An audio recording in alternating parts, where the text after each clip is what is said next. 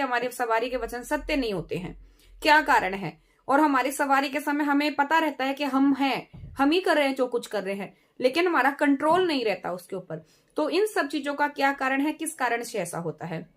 कई बार इन चीजों के बीच में ऐसा भी होता है कि सवारी आ रही है तो कई बार वचन सत्य होते हैं, कई बार नहीं भी होते हैं, कुछ ही वचन सत्य होते हैं, बाकी सब झूठे होते हैं। तो जिसके ऊपर सवारी आती है उसके मन में भी ये विचार चलने लगता है और उसके परिवार के में भी ये विचार चलने लगता है, क्या ये सचमुच सवारी माँ की है या किसी भूत प्रेत की। तो इन चीजों की दुविधाओं को दूर करने के लिए वो पहुंचते हैं किसी भगत या तांत्रिक के पास में, और वहां जाकर के वो कुछ झाड़ फूक कराते हैं। अब तांत्रिक भगत तो जानते हैं भाई आपके ऊपर क्या है क्या नहीं है, तो वो अपनी कुछ विद्याओं के द्वारा आपकी उस सवारी को उतार लेते हैं। आप उस समय नॉर्मल हो जाते हैं, फिर वो ना वो कभी सत्य वचन होने वाली सवारी आती है, ना कभी झूठे वचन होने वाली सवारी आती है। और वो भगत उस तांत्रिक अपनी विद्याओं से, उस शक्ति से वचन लेकर के अपनी चीजों में उसको इस्तेमाल करने लगता है। फिर आपके पास से ये ऊर्जा हमेशा के लिए चली जाती है। तो ये गलती अधिकतर बच्चे दोहराते हैं और इन चीजों को आप ना करिएगा। तो ऐसी ही कुछ जानकारियों के बारे में आज हम यहाँ विस्तार से बात करने वाले हैं। उससे पहले यदि आज आप पहली बार इस चैनल पर आए हैं और अभी तक चैनल को सब्सक्राइब नहीं किया है तो जल्दी से चैनल सब्सक्राइब कर लीजिए और बेल वाली घंटी को ऑन कर दीजिए, ताकि आने वाले हर लाइव और वीडियो का नोटिफिकेशन आपके पास में सबसे पहले पहुंच सके और आप किसी भी महत्वपूर्ण जानकारी से वंचित न रह पाए।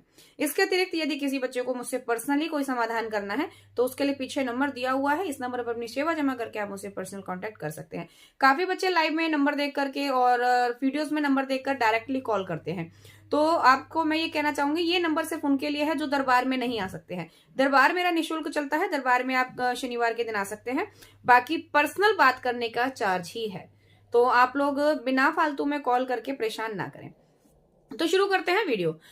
देखिए, जब भी हमारे ऊपर सवारी आ रही है तो उस सवारी का कुछ परसेंट जब हिस्सा हमारे अंदर आता है, पहले तो मैं आपको यहाँ पर एक चीज क्लियर कर दूं, ये मैंने पहले भी बहुत बार बताया कि स्वयं कोई भी देवी देवता, चाहे वो माँ काली हुई, माँ दुर्गा हुई, माँ बंगलामुखी या फिर बालाजी महाराज से लेकर के कोई भी शक्ति हुई, वो स्वयं किसी व्यक्ति के शरीर पर नहीं आती है। अगर आती है तो उनकी योगनियां, उनके दूत, उनके गण, उनके सेवक हमारे शरीर पर आते हैं, लेकिन वो आते उन्हीं की इजाजत से हैं, उन्हीं की परमिशन से आते हैं। तो हम उनको माँ के शब्द से ही पुकारते हैं, हम उनको माँ काली का ही नाम देते हैं। हम ये नहीं कहते हैं कि योगनी है या तत्व है या जो भी है, वो नहीं बोलते हम उसको सिर्फ और सिर्फ माँ काली के नाम से ही जानते हैं। तो माँ काली का हम उनको नाम देंगे। अब अगली चीज, जैसे आपके ऊपर सवारी आ रही है, शुरुआती दौर में जब किसी के ऊपर सवारी आती है तो कभी भी सवारी पूरी तरीके से एक पहली बार में नहीं आती, क्योंकि आपका जो शरीर है ये इस लायक नहीं है कि आप एकदम से किसी भी ऊर्जा को अपने अंदर समाहित कर सके। तो कुछ कुछ परसेंट करके सवारी हमारे अंदर आती है। तो जब शुरू में आपके ऊपर सवारी आती है तो आपको उस समय पूरी तरीके से होश रहता है। एक चीज बताइए, कोई भी नॉर्मल चीज है, आपने कोई भी